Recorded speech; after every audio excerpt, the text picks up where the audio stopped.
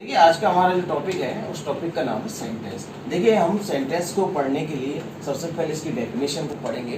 Definition पढ़ने के लिए हमें सबसे पहले इसकी डेफिनेशन क्या है, देखिए a sentence is a group of word which makes complete sense. ध्यान दीजिए, a sentence is a group of words which makes complete sense. इसका अर्थ क्या निकलता है, देखिए इस sentence is a group of words, यानी कि एक जो वाक्य होता है वो शब्दों का समूह होता है। ध्यान दीजिए, विच मेक्स कंप्लीट सेंस, जिसका कोई पूर्ण अर्थ निकलता हो। अब जैसे शब्द तो देखिए बहुत सारे होते हैं आपके सामने, जैसे मान के चलिए शब्द है आपका बुक, अजय, विजय, ये, लेकिन इनसे मिलकर सेंटेंस नहीं बनता। सेंटेंस बनाने का एक प्रॉपर स्ट्रक्चर होता है, और वो स्ट्रक्चर क्या होता है, उसमें सब्जेक्ट होता है, उसमें एच भी होती है, उसमें एम भी होती है, और उसमें ऑब्जेक्ट होता है। अब देखेंगे सब्जेक्ट क्या है, ही इज माई ब्रदर। ध्यान दीजिए सेंटेंस में क्या है, ही इज माई ब्रदर, तो वह मेरा भाई है। ये एक सेंटेंस है। इस सेंटेंस के अंदर ही आपका सब्जेक्ट है, इज आपकी एच भी हो गई, और ये अदर्स। ऐसे सीता सिंग्स ए सॉन्ग, तो सीता क्या हो गया आपका सब्जेक्ट, ये आपके हो गई एम बी। अब देखिए आपको मैं बताता हूं कि सेंटेंस का स्ट्रक्चर क्या होता है। सेंटेंस में तीन हिस्से होते हैं मुख्यतः, सेंटेंस, वर्ब और ऑब्जेक्ट। अब जो आपकी वर्ब होती है वो दो प्रकार की होती है, एच बी और एम बी। अब देखिए आपको मैं कुछ एच बी के नाम बताता हूं। अब एच बी का काम क्या होता है पहले हमें ये जानना जरूरी होता है।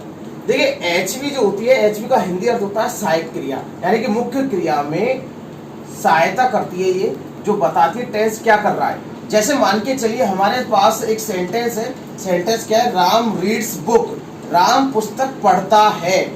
और इसी सेंटेंस को हमने देखा, Ram is reading book, Ram पुस्तक पढ़ रहा है। तो दोनों टेंस अलग अलग है और दोनों के अर्थ अलग है। एक तो पढ़ता या जिसमें ता है, ती है आ रहा है, और एक में पढ़ रहा है। तो इनका निर्धारण करने का इंग्लिश में काम कौन करता है, हेल्पिंग वर्ब करती है। देखिए हेल्पिंग वर्ब आपकी कौन कौन सी होती है, to, touch, is, am, are, has, have, did, watch, were, had, will, shall, etc। ध्यान दीजिएगा, to, touch, is, am, are, has, have, did, watch, were, had, will, shall, etc। अब देखिएगा मैं आपको बताना चाह रहा हूं कि देखिए सब्जेक्ट किसे कहते हैं। सब्जेक्ट के बारे में हम बात करेंगे। देखिए जो सब्जेक्ट होता है उसका अर्थ होता है जिसके बारे में हम बात करते हैं, या जिसके बारे में यानी जो कार्य करता है। अब जो कार्य करता है उसे हम क्या कहते हैं, सब्जेक्ट कहते हैं। अब देखिए सब्जेक्ट की पहचान क्या होती है, सब्जेक्ट की पहचान होती है कि वो ज्यादातर शुरुआत में ही आ जाता है। देखो कुछ सेंटेंस हमारे हैं उनमें सब में शुरुआत में। अब देखिए सब्जेक्ट आपके तीन प्रकार के होते हैं, पहला फर्स्ट पर्सन, दूसरा सेकंड पर्सन, और तीसरा थर्ड पर्सन। ध्यान दीजिए इनके नाम से ही पता चल रहा है कि इनके गुण क्या होंगे, इनकी क्वालिटीज क्या क्या है। देखिए फर्स्ट पर्सन में आते हैं आपके आई और वी। आई मीन्स होता है मैं, और वी का अर्थ होता है हम, यू यानी होता है तुम, और ही, शी, इट, नेम यानी ही यानी वह लड़कों के लिए, शी यानी वह लड़कियों के लिए, और नाम नेम।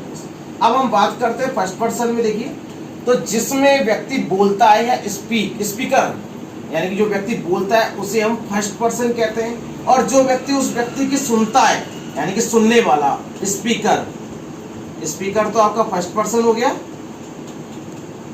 और ये हो गया आपका लिसनर यानी होता है सुनने वाला। और थर्ड पर्सन वो है कि जो व्यक्ति ना तो सुन रहा है और ना जो व्यक्ति कह रहा है, यानी कहने वाला भी नहीं और सुनने वाला भी नहीं। तो कहने का तात्पर्य क्या है, किसी अन्य व्यक्ति की बात हो रही है तो वह है। जैसे मान के चलिए मैं कहता हूं कि मैं पुस्तक पढ़ रहा हूं, यानी मैं ही कहने वाला हूं और मैं मेरे बारे में बात बता रहा हूं कि मैं क्या कर रहा हूं, वही पुस्तक पढ़ रहा हूं।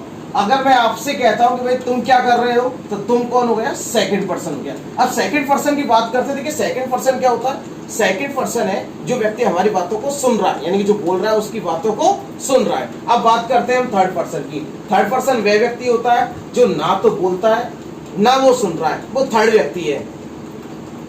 यानी जिसके बारे में बात हो रही है। जैसे यहाँ पे राम रीड्स ए बुक, इस जगह राम ना तो मैं हूं ना आप सुनने वाले हो, तो ये कौन हो गया भाई, थर्ड पर्सन। सी क्या हो गया, थर्ड पर्सन। परंतु आई कौन, यानी मैं, और मैं यानी बोलने वाला, तो मैं यहाँ पर क्या हो गया, फर्स्ट पर्सन। तो आपको क्या याद रखना है कि सब्जेक्ट में 3 पर्सन होते हैं, पर्सन यानी व्यक्ति, और कौन कौन से होते हैं, फर्स्ट पर्सन, सेकंड पर्सन और थर्ड पर्सन। फर्स्ट पर्सन में कौन कौन से आते हैं, आई और वी, सेकंड पर्सन में यू, और थर्ड पर्सन में ही, शी, इट, देम। अब देखें हम अगला टॉपिक आएगा हमारा, इस आप में क्या आपको क्या करना है कि इसमें आपको निकालना है कि सब्जेक्ट कौन सा है, एचवी कौन सी है, एमवी कौन सी है और ऑब्जेक्ट कौन सा है।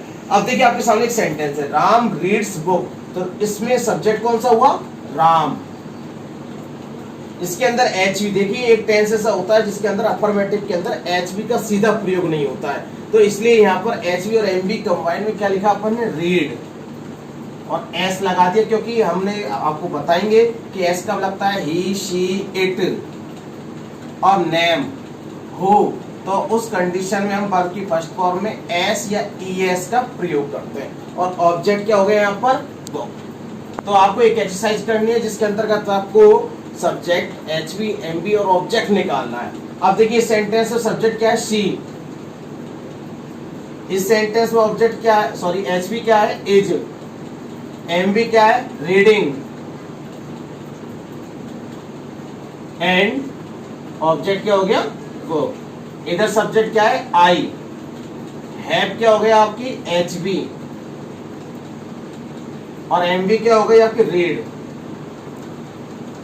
और ये हो गया आपका ऑब्जेक्ट। अब देखिए एमवी जो होती है वो आपकी होती है ना के अर्थ में होती है। ना बोले कैसे, पढ़ना, खेलना, सोना, हंसना, रोना, भागना, गाना, लिखना आदि, यानी कि इसमें अंत में ना होता है हिंदी भाषा में।